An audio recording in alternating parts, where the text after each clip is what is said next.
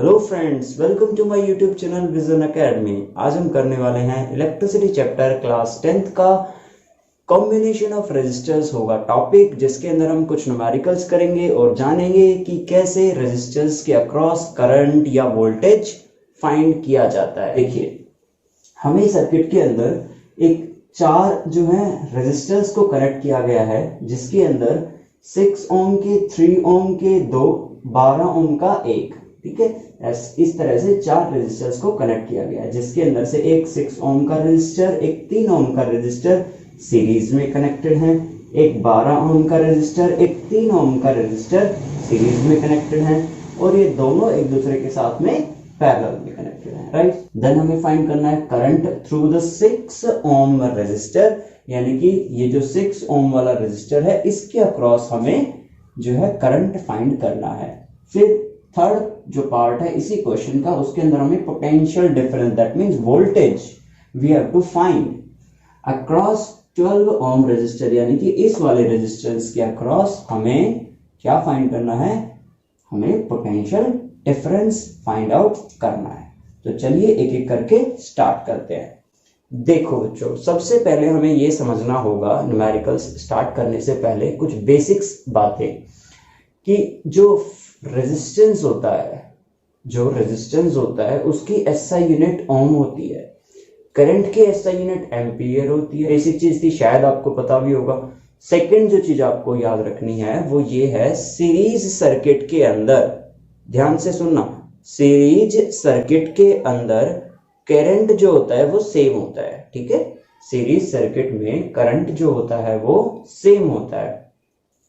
अब इसको याद कैसे करेंगे, इसको आप इस तरीके से याद करेंगे, पैरेलल में पोटेंशियल सेम होता है, सीरीज में करंट सेम होता है।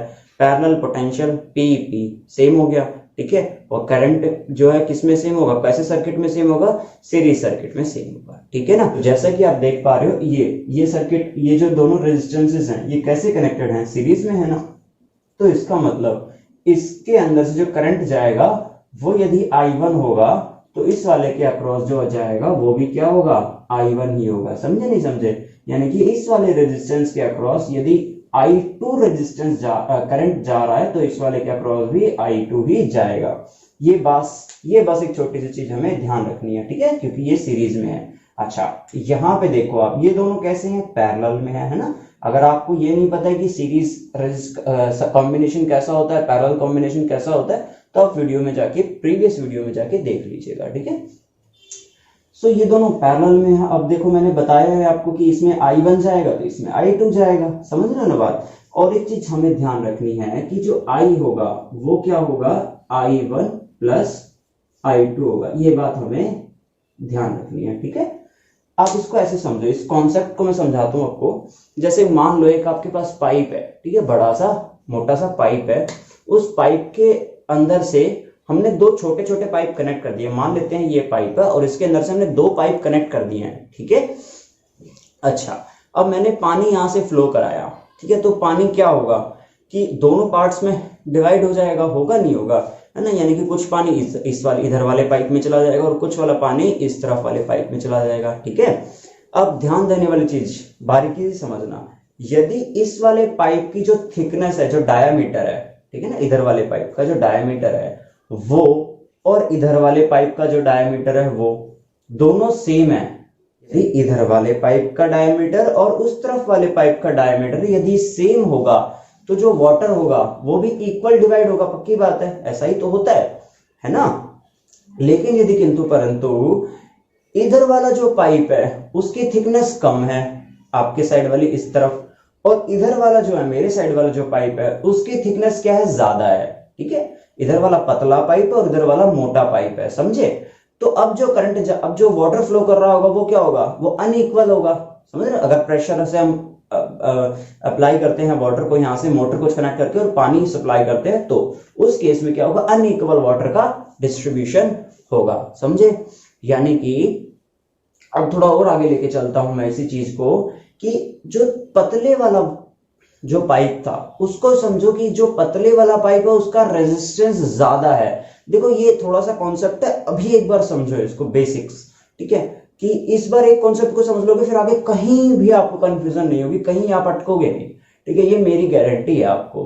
ठीक है, एक बार इस कॉन्सेप्ट को समझ लो, पानी क्या है, करंट है। ठीक है, समझ रहे हो बात, पानी को आप करंट समझ लो। ठीक है, जो कि फ्लो कर रहा है सर्किट्स के अंदर कह सकते हो, वायर्स के अंदर कह सकते हो, यहाँ पे हमने पाइप ले लिया। ठीक है, तो जो इधर वाला पाइप था वो क्या है, थिकनेस कम है उसकी। ठीक है, और जो मेरे साइड वाला है उसकी थिकनेस क्या है, ज्यादा है।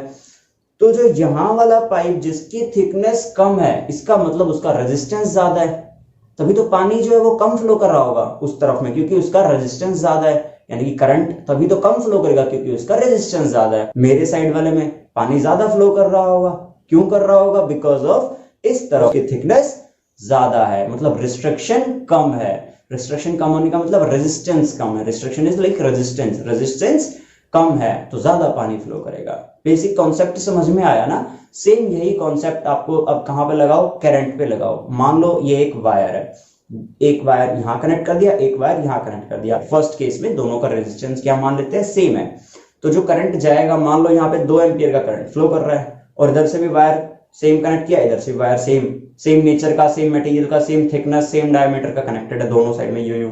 ठीक है, तो जो करंट जाएगा वो हाफ उधर चला जाएगा और हाफ इधर चला जाएगा, यानी कि 1 एम्पियर का उस तरफ चला जाएगा और 1 एम्पियर का मेरी तरफ में आ जाएगा। समझे। लेकिन किंतु परंतु ऐसा हो जाए कि इस तरफ की थिकनेस हम ज्यादा कर देते हैं और उसकी थिकनेस हम कम कर देते हैं वायर की, क्योंकि आपको पता है ना करंट जो है किस पे डिपेंड करता है, थिकनेस पे डिपेंड करता है। और एक्चुअली करंट डिपेंड नहीं करता है, रेजिस्टेंस डिपेंड करता है थिकनेस के ऊपर। ठीक है, और रेजिस्टेंस करंट के साथ इनवर्सली प्रोपोर्शनल है।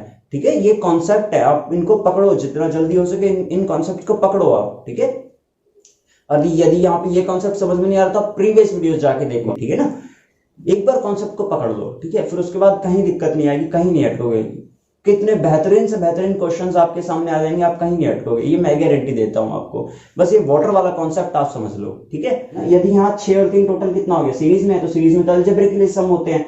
6 और 3 9, यानी कि इस वाले वायर का 9 ओम रेजिस्टेंस है, इस वाले वायर का 12 + 3 = 15 ओम रेजिस्टेंस है। ठीक है, ऊपर वाले का 9, नीचे वाले का 15। बोलो किसका ज्यादा रेजिस्टेंस है, नीचे वाले वायर का ज्यादा रेजिस्टेंस है। इसका मतलब यदि नीचे वाले वायर का रेजिस्टेंस ज्यादा है तो मतलब पाइप वाला कॉन्सेप्ट लगाओ, यदि नीचे वाले का रेजिस्टेंस ज्यादा है तो ये वाला पाइप पतला हुआ, और पतले पाइप जो पाइप होगा उसके अंदर से कम पानी फ्लो करेगा, यानी कि जो है उसका रेजिस्टेंस ज्यादा है, पानी कम फ्लो कर रहा है। पानी कम फ्लो करने का मतलब क्या है, करंट कम फ्लो कर रहा है। बेसिक चीज है ना, यानी कि इस वाले केस में करंट जो है वो कम जाएगा। ठीक है, इस वाली यानी कि I2 की वैल्यू जो निकलेगी वो I1 से कम होगी इस क्वेश्चन में। ठीक है, हमारे पास फर्स्ट क्वेश्चन में क्या फाइंड करना है हमें, नेट रेजिस्टेंस। तो ये तो आप कर ही लोगे, बहुत बच्चों वाली चीज है। देखो भाई 6 और 3 कितना है, सीरीज में है, तो 6 और 3 कितना हो जाएगा, 9 हो जाएगा। 12 और 3 कितना हो गया, 15 हो गया। यानी कि ओवरऑल सर्किट अब कैसा बन गया, देखो जरा।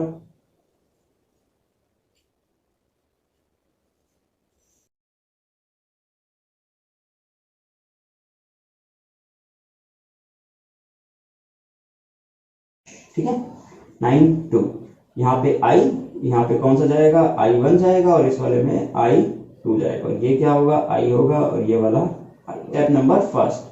ठीक है, स्टेप फर्स्ट में हम सर्किट हमारा ये बन जाएगा। ठीक है, फिर उसके बाद हम इसको, अब ये देखो, आप दिख रहा है आपको कैसे कनेक्टेड है, ये पैरेलल में है। तो जो फर्स्ट ब्रांच होगी, in the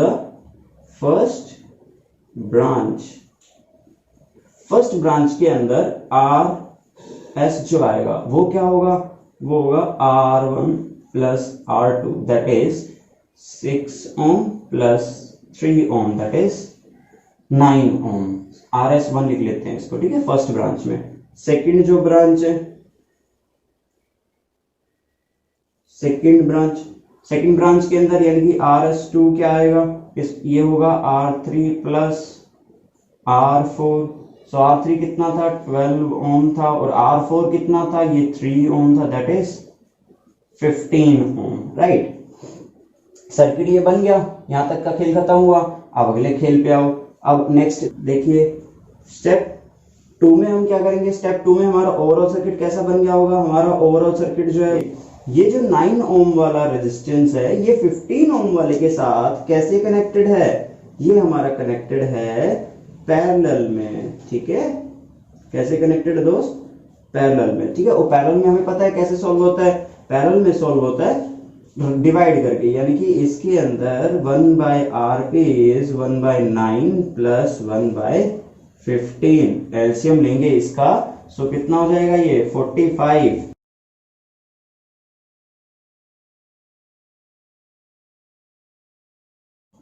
by 45, that is 45/8 हो जाएगा हमारा क्या आर पी।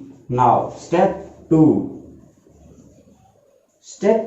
में क्या होगा, अब जो हमारा सर्किट बन जाएगा वो बन जाएगा कुछ इस तरह से। सर्किट हमारा ये बन के रेडी, गरम गरम 4 वोल्ट, दैट इज इसकी वैल्यू कितनी आ गई है 45/8 ओम, राइट। ये हमारा ओवरऑल रेजिस्टेंस आ चुका है, ठीक है, जिसको हम आंसर भी लिख सकते हैं। सेकंड पार्ट के अंदर इस वाले की अक्रॉस, यानी कि ये जो करंट है I1 ये निकालना, और ध्यान देने वाली बात कि जो वैल्यू ऑफ करंट 6 ओम से गुजर रहा होगा वही वैल्यू ऑफ करंट 3 ओम में से गुजर रहा होगा, क्योंकि सीरीज में, और मैंने स्टार्टिंग में बताया था आपको कि सीरीज के अंदर क्या होता है, सीरीज में करंट सेम होता है, यानी कि ये पूरा सेम करंट फ्लो करेगा। पैरेलल में क्या होता है, पोटेंशियल सेम होता है, यानी कि इस पूरे के अक्रॉस मैं लिख देता हूं यहां पे ऐसे कि इस पूरे के अक्रॉस वोल्टेज कितनी होगी 4 वोल्ट होगी, ठीक है, और इसके अक्रॉस भी वोल्टेज कितनी होगी, यहां पे ये भी कितनी होगी 4 वोल्ट होगी, ठीक है, इस वाले पूरे के अक्रॉस, ठीक है। दैट इज कि वोल्टेज अक्रॉस, सबसे पहले हमें वोल्टेज लिखना पड़ेगा, वोल्टेज अक्रॉस फर्स्ट ब्रांच कितनी होगी, ये हमारी होगी 4 वोल्ट, ठीक है, क्योंकि ये पैरेलल में है, ये वोल्टेज इन दोनों के साथ में पैरेलल में है, तो 4 वोल्ट। सबसे पहले हम क्या निकालेंगे, I निकालेंगे। अब देखो I इज इक्वल टू क्या निकलेगा, V/R, कैसे, by Ohm's law. So by Ohm's law V is equal to IR, V कितना है 4 है, रेजिस्टेंस टोटल कितना है, सो 4 वोल्ट और यहाँ पे 9 ओम। सो इसको सॉल्व करेंगे, so that would B 0.44 ampere. So first question, second question भी हमारा हो गया। करंट कितना आ गया इसके अक्रॉस 0.44 एम्पियर। अब ध्यान देने वाली बात, यदि इसी क्वेश्चन के अंदर वो हमसे 3 ओम के अक्रॉस पूछता तो उसका भी आंसर कितना होगा 0.44 एम्पियर ही होगा, इस वाले के अक्रॉस भी, ठीक है, इस वाले 3 ओम के अक्रॉस भी, राइट। अच्छा, लेकिन यदि इस 3 ओम के अक्रॉस पूछता तो रेजिस्टेंस की, तो करंट की वैल्यू अलग होती है, ठीक है, इसके अक्रॉस पूछेगा तो करंट की वैल्यू अलग होगी। इसके अंदर यदि यहाँ पे तीसरा भी कनेक्टेड होता है इस जगह पे, सो उसके अक्रॉस भी 0.44 एम्पियर ही होता, ठीक है। चलो अब बात करते हैं इसके पार्ट नंबर 3 की। सो पार्ट 3 के अंदर हमसे क्या पूछा हुआ, पोटेंशियल डिफरेंस पूछा हुआ अक्रॉस 12 ओम रेजिस्टेंस। सो सबसे पहले आपको पता है, देखो इस दोनों के अक्रॉस पोटेंशियल डिफरेंस कितना होगा 4 वोल्ट होगा पूरे के अक्रॉस, ठीक है। हमें क्या निकालना पड़ेगा, हमें I2 निकालना पड़ेगा सबसे पहले। सो देखिए I2, ये हमारा I1 निकल गया है। I2 कैसे निकलेगा, V/R, V कितना है 4 वोल्ट है, और R कितना है यहाँ पे नीचे वाली ब्रांच में 15 ओम। इसको डिवाइड करेंगे इतना हो जाएगा 0.26 एम्पियर हो जाएगा, ठीक है। यानी कि यहां से जो करंट जा रहा होगा इस ब्रांच में ये 0.26 एम्पियर होगा, जो कि 12 ओम के अक्रॉस जा रहा होगा, जो कि 3 ओम के अक्रॉस भी जा रहा होगा। लेकिन हमसे क्वेश्चन में ये नहीं पूछा, I2 नहीं पूछा कि करंट इसके अक्रॉस कितना जा रहा है, इसके अक्रॉस कितना जा रहा है। हमसे जो पूछा है क्वेश्चन में वो वोल्टेज पूछी हुई है, ठीक है। सो वोल्टेज कैसे निकलती है, यहां से वोल्टेज जो निकलेगी, voltage across 12 ohm resistor, voltage कैसे निकलेगी I इंटू R करके, ठीक है, I into R। So I2 की वैल्यू कितनी है, I2 की वैल्यू 0.26, राइट, और R किसके अक्रॉस पूछ रहा है, 12 ओम के अक्रॉस पूछ रहा है।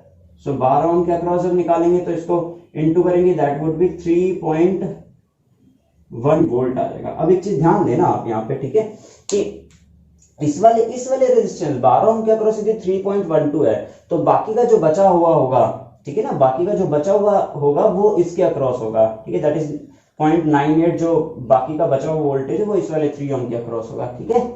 डन, मैं आपको निकाल के दिखा देता हूं, ठीक है। खैर ये क्वेश्चन में पूछा हुआ नहीं था, लेकिन फिर भी मैं आपको फाइंड आउट करके दिखा देता हूं। जैसे कि हमसे अगर ये पूछा हुआ होता voltage across 3 ohm resistance in second branch, तो उसमें कैसे निकलता है, ये इसी तरीके से निकालते हैं हम I2 into R, that is I2 is 0.26 और R कितना हो जाता है 6 हो जाता है, इसको इंटू करते हैं। सो तो जब इंटू करेंगे तो ये हो जाएगा हमारा 0.78 एम्पियर। आप देख रहे हो, देखो 0.78 plus 3.12 that would be 4 volt आ जाएगा, ठीक है। 0.78 प्लस 3.12 यानी कि इसके अक्रॉस वोल्टेज प्लस इसके अक्रॉस वोल्टेज प्लस करेंगे तो ये 4 वोल्ट आ जाएगा, ठीक है। ये बेसिक सा हमारा क्वेश्चन था, ठीक है। चलिए मिलते हैं नेक्स्ट वीडियो में, तब तक ख्याल रखिएगा सारे अपना एंड पढ़ाई करते रहिएगा। और अगर अभी तक आपने चैनल को सब्सक्राइब नहीं किया है सो आई रिक्वेस्ट यू, चैनल को सब्सक्राइब कीजिए, लाल बटन पे क्लिक कीजिए और वीडियो को शेयर कीजिए, सब्सक्राइब कीजिए। Thank you so much for watching vision academy.